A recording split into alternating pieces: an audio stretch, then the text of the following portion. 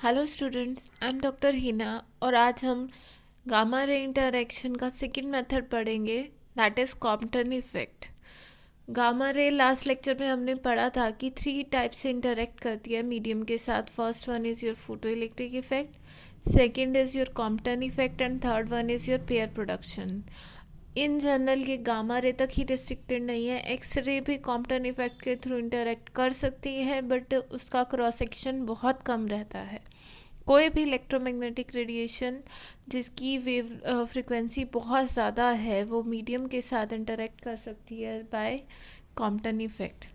Compton effect सबसे पहले 1921 में प्रोफेसर कॉम्पटन ने डिस्कवर किया था। But before going into detail कि कॉम्पटन इफेक्ट होता क्या है, इसमें क्या करते हैं, कैसे इंटरेक्शन होती है, हम पहले पढ़ेंगे स्कैटरिंग के बारे में। That scattering of electromagnetic radiation की स्कैटरिंग क्या होती है और कितने टाइप की होती है। स्कैटरिंग बेसिकली अगर आप इसको समझना चाहें, स्कैटरिंग इज अ डिस्पर्जन या डिस्पर्जन ऑफ लाइट, और you can say it is the reflection of electromagnetic wave from a surface which is not very smooth and polished. Exactly अगर आप टिपिकल रिफ्लेक्शन की बात करो, रिफ्लेक्शन को हम इस तरह देखते हैं कि लाइट आई रिफ्लेक्ट होगी। Scattering is a type of reflection in this your surface is not very smooth. आपका जो सरफेस है वो स्मूथ नहीं होता। रफ सरफेस से अगर लाइट रिफ्लेक्ट होती है इस तरह, लाइट को हम रेस की फॉर्म में रिप्रेजेंट करते हैं और स्ट्रेट लाइन से ड्रॉ करते हैं। सो इन जनरल अगर आपका सरफेस स्मूथ नहीं है तो जो लाइट रिफ्लेक्ट हो रही है, after reflection they are not parallel. Okay, so this अगर इंसिडेंट बीम पैरेलल है, आफ्टर रिफ्लेक्शन वो पैरेलल नहीं रहेगी, तो this kind of reflection is known as your scattering. Okay, scattering is further of two kinds. The first one is your coherent scattering, and the second one is your non-coherent scattering. अब इनके नाम ही बता रहे हैं कि coherent और non coherent क्या होते हैं।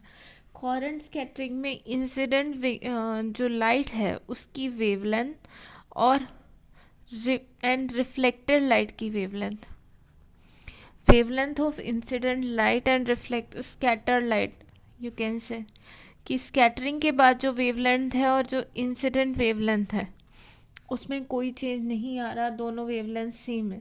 That means in coherent scattering wavelength of incident light doesn't change, wavelength doesn't change. Okay, while in non coherent scattering your wavelength gets changed.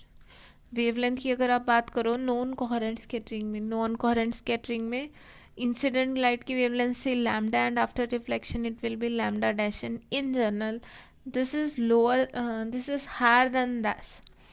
जो लैम्डा डैश है ये चेंज हो जाती है, and lambda dash wavelength is larger one than the original one.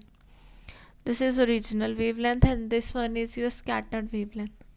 So in the non-coherent type scattering, your wavelength of a incident light will get changed.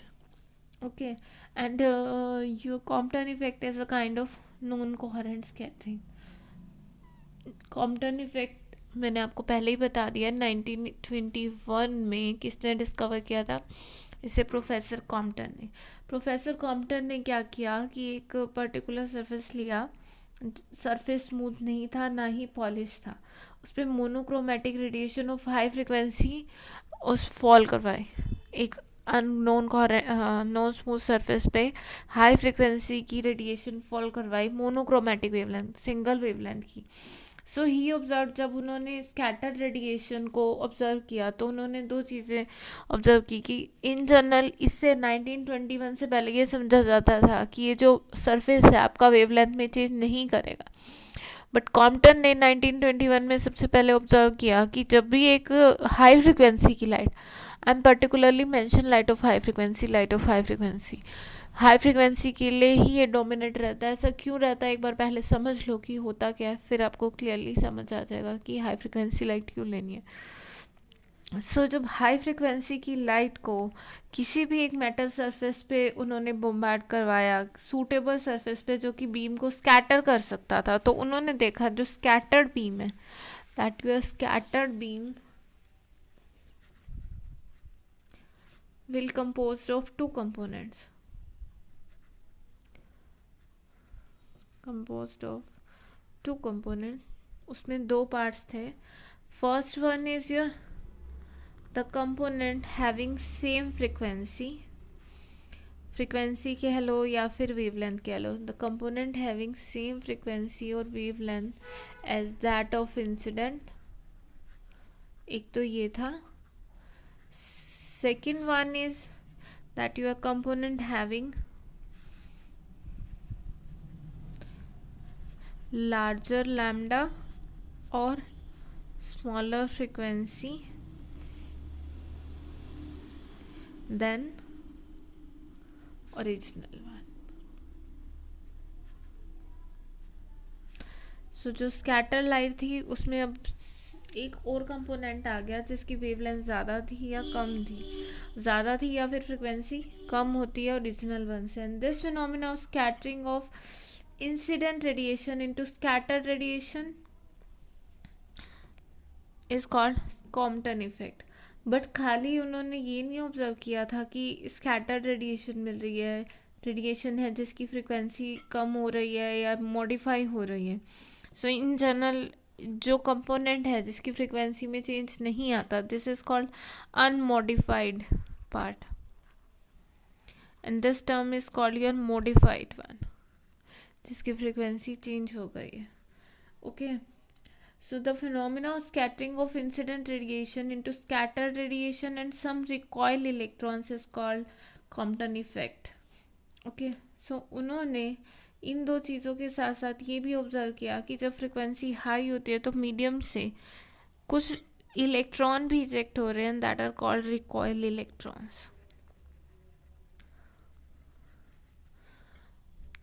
So Compton effect को आप all together बोल सकते हैं. उन्होंने देखा कि तीन चीज़ें मिली हमें जब इंसिडेंट लाइट डाली गई मेटल के ऊपर. जो स्कैटरिंग बीम थी उसके तो दो पार्ट थे, जो इंसिडेंट वेवलेंथ थी वो तो रही, हमें एक और पार्ट मिला जिसकी वेवलेंथ इंसिडेंट जो हमने वेवलेंथ मोनोक्रोमेटिक रेडिएशन की डाली थी उससे थोड़ी ज़्यादा थी. साथ ही साथ उन्होंने ये भी ऑब्जर्व किया कि अब हमें रिकॉयल इलेक्ट्रॉन्स भी मिल रहे हैं. मेटल्स जो आपका स्कैटरिंग सरफेस है उससे कुछ ना कुछ इलेक्ट्रॉन्स भी बाहर आ रहे हैं, that are called recoil electrons. So Compton effect में ये तीन चीज़ें होती हैं. So it is a phenomena, Compton effect को आप कह सकते हैं, it is the phenomenon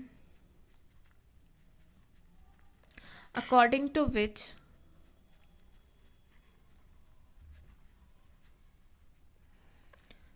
the wavelength of radiations, it is the phenomena according to which the wavelength of radiations scattered by an element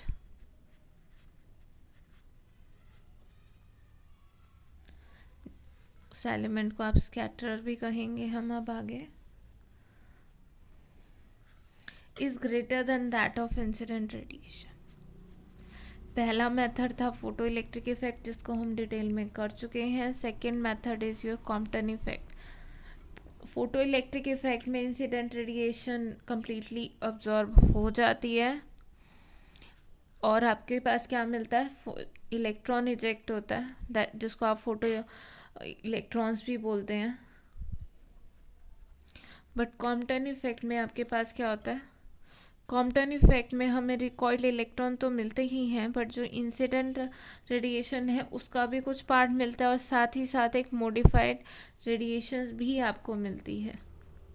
okay, so I hope आपको ये दोनों basic चीज़ें समझ आ गई होंगी कि कॉम्पटन इफेक्ट क्या होता है और फोटो इलेक्ट्रिक इफेक्ट क्या होता है.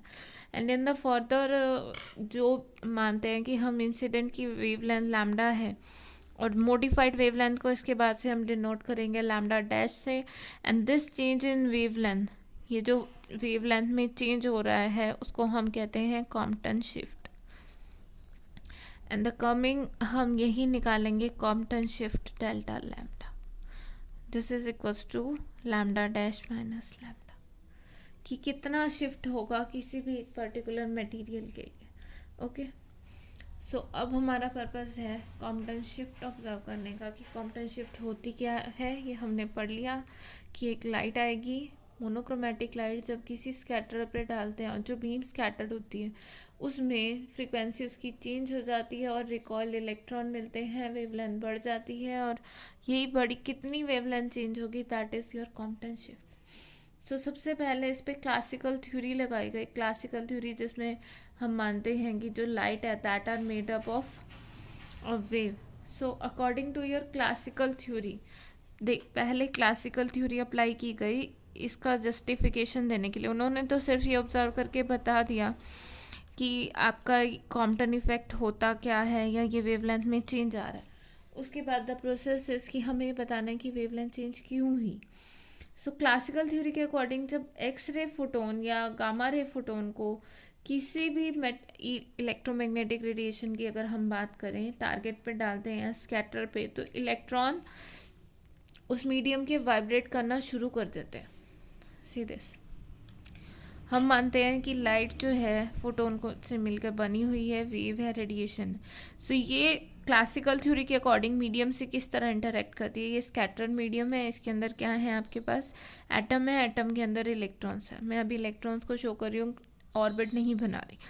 क्लासिकल थ्योरी क्या कहती है कि जब ये ईएम रेडिएशन आती है इन इलेक्ट्रॉन के साथ इंटरेक्ट करती है तो ये इसको ऑब्जॉर्व कर लेते हैं और ये सेम फ्रिक्वेंसी से फिर हार्मोनिक ऑसिलेटर की तरह रोटेट करना शुरू कर देते हैं और ये फर्दर रेडिएशन एमिट करते हैं जो किसी भी एक अलग अलग डायरेक्शन में हो सकती हैं।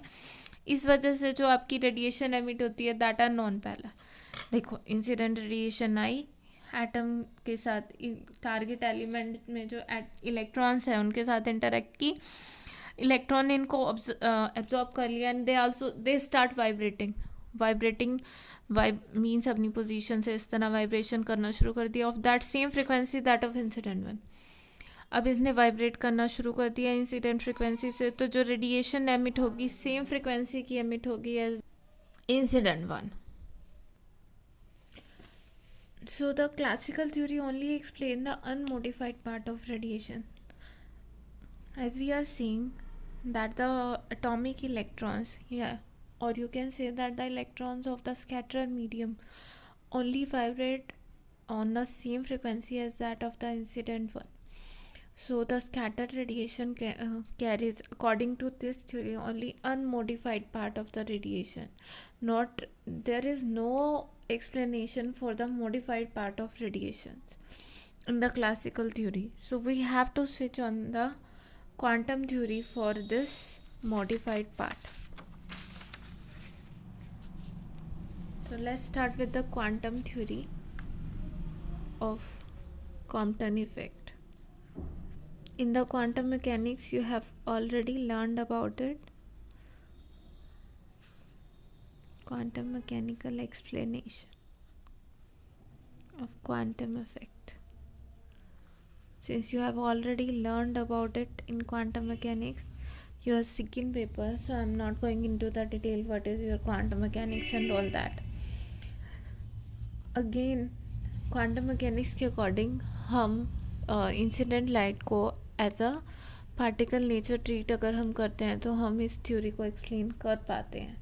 सो स्कैटरिंग को कंसिडर कीजिए एक phenomena that it is a collision between incident photon which is a part of radiation and electron, और फिर उस पर सबसे पहले हम कंसिडर करते हैं that it is a collision between जो लाइट रेडिएशन थी that is made up of photons, so it is a collision between photons and target electrons.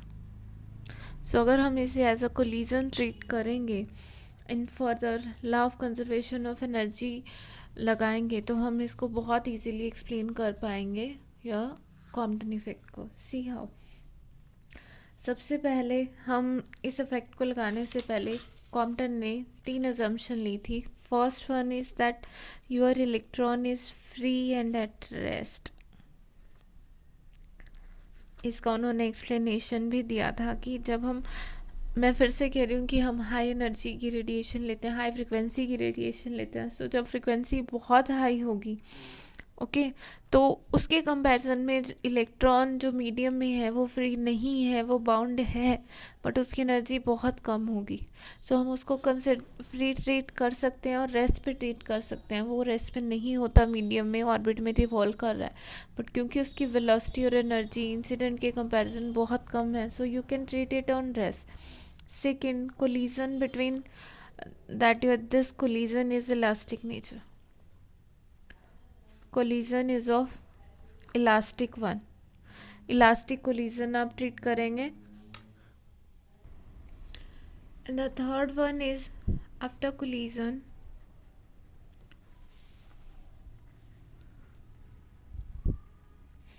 relativistic mass of electron is taken. Electron का हम relativistic मास और relativistic correction consider करेंगे। That is because कि electron का मास बहुत कम है। अगर incident photon उसको अपनी थोड़ी भी एनर्जी देगा तो वो रिलेटिविस्टिक रीजन में चला जाएगा, उसकी एनर्जी बहुत हाई हो जाएगी। ओके, सो एक्सप्रेशन हम निकालते हैं। उससे पहले इस कोलिजन को देखें डायग्राम के थ्रू। हम कंसिडर कर रहे हैं कि before collision we have an electron like this. अब x axis है, ये y axis है. We are considering that your electron this is free and at rest, so its velocity before collision is 0. This is the thing before collision. Incident photon आ रहा है बहुत high frequency और energy का, वो इससे interact करेगा। Okay, so before collision incident of this photon's energy is energy of this incident photon is h nu. Momentum, अगर एनर्जी ये है तो मोमेंटम क्या होगा, h nu over c। Incident photon का बिफोर कोलिजन रेस्ट मास, और you can say mass of electron we treat is m naught. So energy of electron is m naught c square. It is rest mass energy, उसके पास कोई kinetic energy नहीं है। Okay, और क्योंकि kinetic energy नहीं है, so momentum of the electron before collision is 0. So what will be the situation after collision? Let's see here. Suppose this is your coordinate system, Y axis and X axis. So photon is coming, photon को हम EM radiation है इस तरह से express करेंगे. This is of a particular wavelength lambda, having energy h nu and momentum h nu over c. यहाँ पे आपका टारगेट इलेक्ट्रॉन है जिसके साथ वो इंटरेक्ट करेगा। इंटरेक्ट करने के बाद हम इस प्रोसेस को इलास्टिक कोलिजन कंसीडर कर रहे हैं। कोलिजन होने के बाद ये अपनी एनर्जी कुछ लूज़ कर देगा। एनर्जी लूज़ करने का मतलब है फ्रिक्वेंसी कम होना और वेवलेंथ इंक्रीज कर जाना, like this. Okay, so this is your scattered photon. हम मान रहे हैं कि स्कैटर्ड फोटोन की एनर्जी जो है that is h nu dash and it's momentum is h nu dash over c। Frequency अगर पहले न्यू थी, स्कैटरिंग के बाद कोलिजन के बाद चेंज हो गई है क्योंकि इसने अपनी एनर्जी का कुछ पार्ट लूज़ किया, and it will now be h nu dash. और इसकी जो वेवलेंथ है अब पहले लैम्डा थी, अब लैम्डा डैश हो गई है। ओके, और ये जो इलेक्ट्रॉन था क्योंकि ये इसके साथ इंटरेक्ट किया, इसने अपने एनर्जी का कुछ पार्ट इसको दे दिया, इसने एनर्जी गेन कर ली और रिकॉइल हो गया, अपनी डायरेक्शन चेंज कर ली। सपोज पहले रेस्ट में था and this is your x axis. Photon ने भी अपनी डायरेक्शन चेंज कर ली और एंगल 5 पे बाहर चला गया। यहाँ पे ध्यान रखिएगा कोलिजन इलास्टिक है तो काइनेटिक एनर्जी भी कंजर्व होगी, टोटल एनर्जी कंजर्व होगी और मोमेंटम भी कंजर्व होगा। This is your trajectory of recoil electron. Recoil electron है, अब इसकी एनर्जी कितनी हो जाएगी? Rest mass energy is your mc square and momentum is mv। Okay, mc square इसीलिए ले रहे हैं क्योंकि रिलेटिविस्टिक एनर्जी अकाउंट कर रहे हैं, और रिलेटिविस्टिक में this is your nought rest mass, m is equals to m nought divided by √1 minus v square over c square.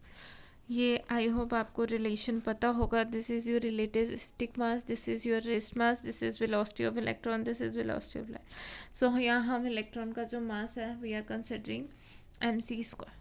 Okay, so before collision और आफ्टर कोलिजन आप देख चुके हैं, इलेक्ट्रॉन निकल रहा है एट एन एंगल थीटा और scattered photon जा रहा है फाई एंगल पे. सो अगर हम law of conservation of energy apply करें, from law of conservation of energy you will get conservation of energy लगाइए. बिफोर कोलिजन एनर्जी कितनी थी आपके पास? इलेक्ट्रॉन है और फोटोन है. सबसे पहले फोटोन की बात करते हैं. फोटोन की एनर्जी सी है before collision is h nu. Electron की एनर्जी कितनी है before collision? M naught c square. After collision photon की एनर्जी कितनी हो गई? C h nu dash. And after collision electron का मास है m c square. Okay, so this is equation 1 according to law of conservation of energy. Again applying law of conservation of momentum.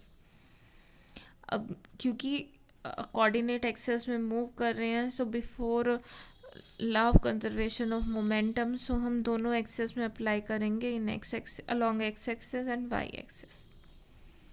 Along x axis momentum conserve होना चाहिए क्योंकि ये पहले x axis के along हमने consider किया था. See है. सो एक्स एक्सिस के अलोंग मोमेंटम, इंसिडेंट फोटोन का मोमेंटम कितना है? H nu over c. Incident electron का मोमेंटम कितना था before collision? It is zero. Momentum before collision h nu over c. Electron का मोमेंटम ज़ीरो क्योंकि वो रेस्ट पे है. आफ्टर कोलिजन अगर आप बात करते हैं along x axis, if this angle is phi, photon का मोमेंटम कितना है? H nu dash over c. Phi angle है एक्स एक्सिस के अलोंग, क्या हो जाएगा? Cos phi. ये एंगल फाई है, ये टोटल मोमेंटम है in the phi direction. So x direction में h nu dash over c cos phi plus ये इसका मोमेंटम है इस डायरेक्शन में m v. So this is M v cos theta. Okay, so this is in x direction along y axis. again momentum conservation. photon x direction के along आ रहा है तो इसका मोमेंटम सिर्फ x डायरेक्शन में है before collision.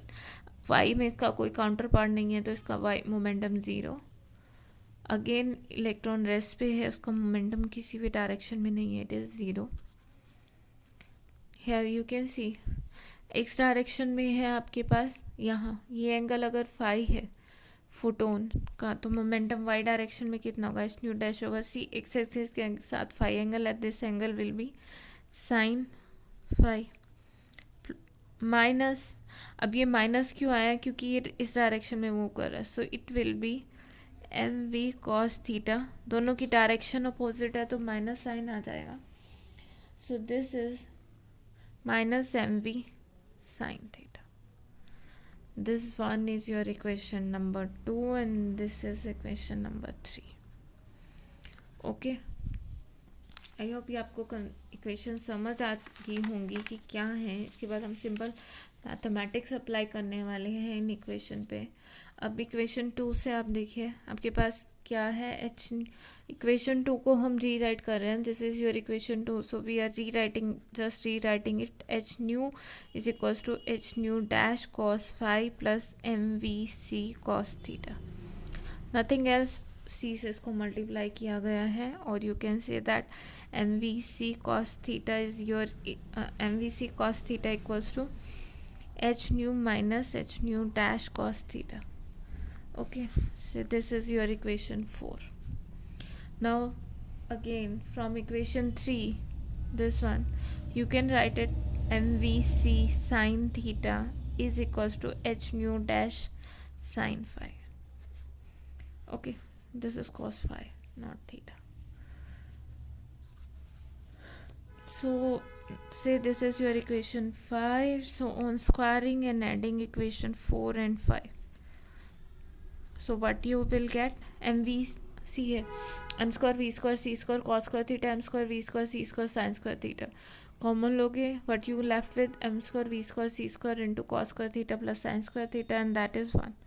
so m square v square c square on your left hand side and what you will get on your right hand side? h nu minus h nu dash cos phi whole square plus h nu dash sin I square nu dash square sin square phi. okay, simple math है, I hope आप लोग solve कर लोगे. I am not solving this. M square v square c square, this will finally be equals to h square into nu square plus nu dash square minus 2 nu dash cos 5. Okay, आ जाएगा. Simple math है, solve करोगे sine square plus cos square 5 1 हो जाएगा, nothing else.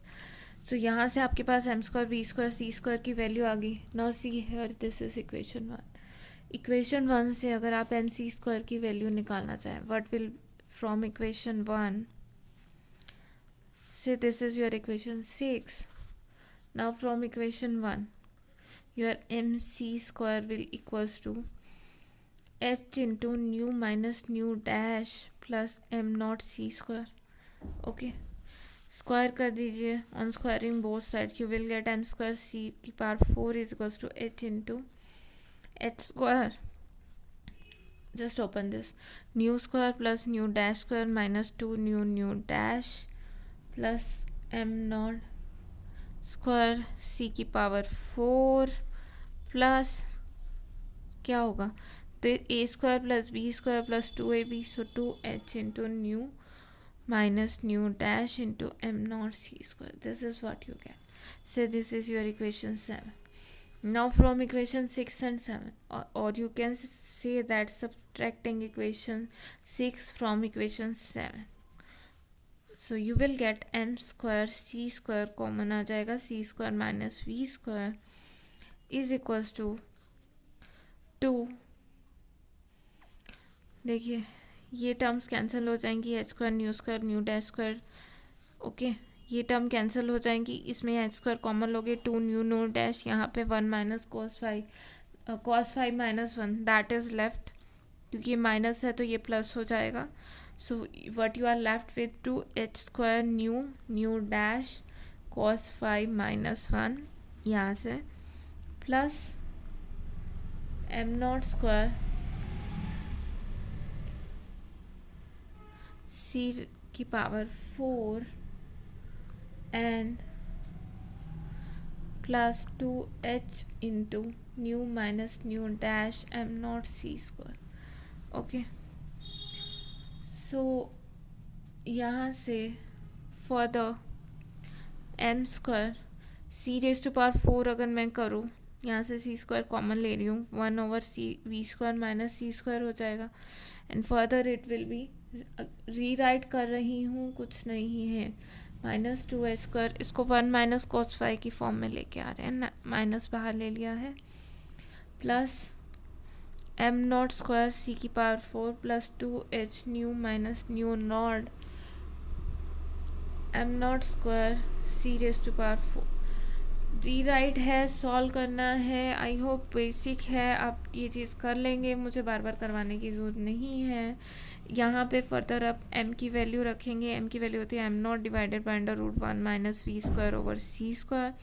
जब ये value आप यहाँ सब्स्टिट्यूट करेंगे और इसे सिंपली मैथमेटिक्स को सॉल्व करेंगे, you will ultimately get 2h square nu dash into 1 minus cos 5 is equals to 2h nu minus nu dash m naught c square. This is what you get finally. Basic mathematics है, nothing else. Further अगर आप इसको इस form में लिखेंगे, nu minus nu dash over nu dash is equals to h over m naught c square 1 minus cos theta cos 5. So 1 over nu minus 1 over nu dash is equals to h over m naught c square 1 minus cos 5. Ultimately ध्यान रखिएगा, हमारा M सिर्फ एक ही है, हमें change in wavelength निकालना है. सो अगर सी से मल्टीप्लाई कर दोगे on both side, what you are get with c h over m naught c, and c over nu is your lambda, so this is lambda dash.